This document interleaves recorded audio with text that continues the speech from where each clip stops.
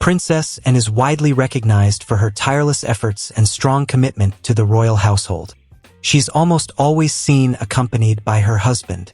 Though Vice Admiral Timothy Laurence might not be widely known by the public, he has been a steadfast partner to and consistently supporting her through numerous royal events and responsibilities. The two function as a powerful duo. So, who exactly is this understated Vice Admiral? Let's explore the life of Sir Timothy James Hamilton Laurence, the man who captured Princess Anne's heart years ago. He originates from London. Timothy Laurence was born in the vibrant capital city on March 1, 1955.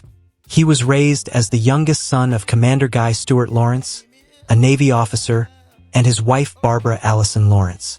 Tim has an elder brother named Jonathan. Even though his background was modest, Tim, his common nickname, had high ambitions. He earned a naval scholarship and went on to attend Durham University.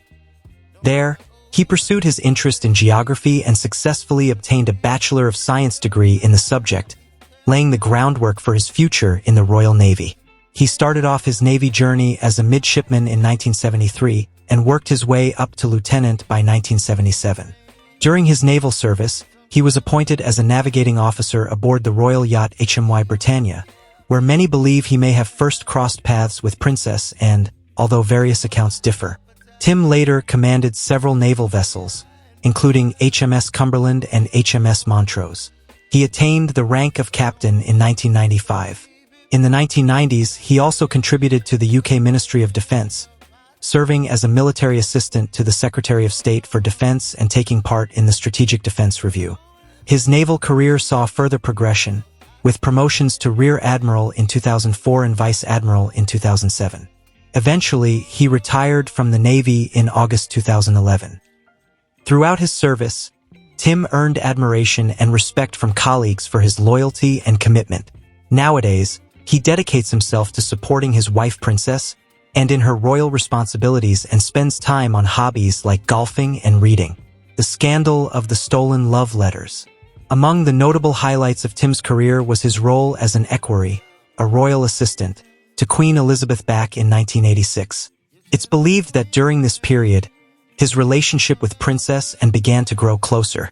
Their bond deepened quickly, and Anne came to rely on Tim as one of her most trusted confidants. She also appointed him as an advisor to her charity's trust, signaling her personal trust and affection toward him. According to those close to the royal circle, Tim brought a sense of emotional fulfillment to Anne's life that her husband at the time, Mark Phillips, could not. After their daughter Zara was born, Anne and Mark's marriage began to weaken. It later emerged that Mark had fathered a child as a result of an affair. In March 1989, a major scandal unfolded when love letters exchanged between Tim and Princess Anne were allegedly stolen from her desk or briefcase. These letters, written over a span of 18 months, were oddly sent to Buckingham Palace rather than to Princess Anne's Gloucestershire estate, where she usually lived with her then-husband, Mark.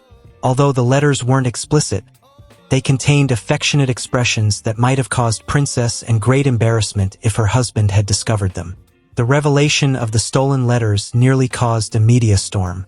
The Sun, Britain's best-selling newspaper, claimed to have acquired the letters but chose not to publish their contents. Instead, they released a headline reading, "Palace Thief Steals Anne's Letters, Sun to the Rescue," and turned the 4 letters over to Scotland Yard. The palace didn't immediately reveal who had written the letters, but they eventually confirmed that they were from Commander Timothy Laurence, Queen Elizabeth's equerry, and were addressed to Princess Royal Anne. Around the time of her 39th birthday, which she celebrated at Balmoral Castle, Anne's husband didn't attend the event, further fueling speculation that their marriage was falling apart. In contrast, Tim was present to mark the occasion with her. Not long after, Queen Elizabeth honored Tim by making him a member of the Royal Victorian Order. Shortly thereafter, Princess Anne and Mark Phillips publicly announced their separation. The announcement shocked many, especially since the palace had previously stated that the couple had no plans to divorce. Yet in April 1992, Princess Anne filed for an uncontested divorce. It was reported that Queen Elizabeth privately found it difficult to accept her children's divorces. He became Princess Anne's husband in 1992. In the same year that several royal marriages were ending, Princess and Sir Tim tied the knot. Their wedding took place in a quiet, modest ceremony on December 12, 1992, at a Presbyterian church located near Balmoral.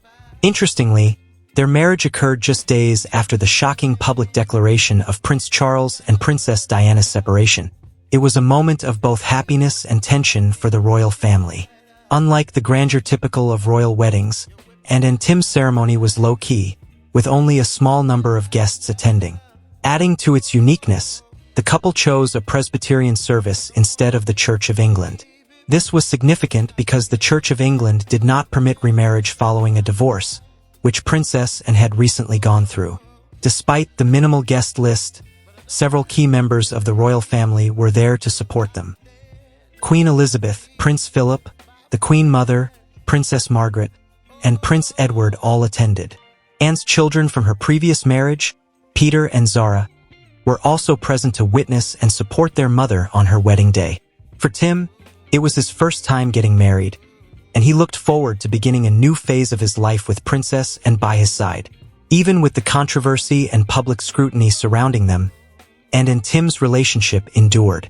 Though their romance started under a cloud of scandal, the strength of their bond allowed them to overcome every obstacle in their path. He holds a unique position within the royal family. Sir Tim Laurence occupies a distinctive place within the British royal family. Although he wasn't granted a peerage when he married Princess and Queen Elizabeth later acknowledged his service by appointing him a Knight Commander of the Royal Victorian Order in 2011. Over the years, Tim has remained a constant presence beside Princess and during official royal functions. In a particularly notable moment, he was given the rare honor of standing on the balcony of Buckingham Palace for Queen Elizabeth's Platinum Jubilee celebration in 2022. Ahead of the Trooping the Colour event, held annually for the Queen's birthday, the palace had declared that only working members of the royal family would be allowed on the balcony. But the announcement also made it clear that Sir Tim Laurence would be an exception. The Queen was happy for him to join the small group because of his long-standing support for Princess and during her royal duties. When Queen Elizabeth passed away in September 2022, Tim remained close to Princess and as they journeyed from Scotland to London, accompanying the Queen's coffin.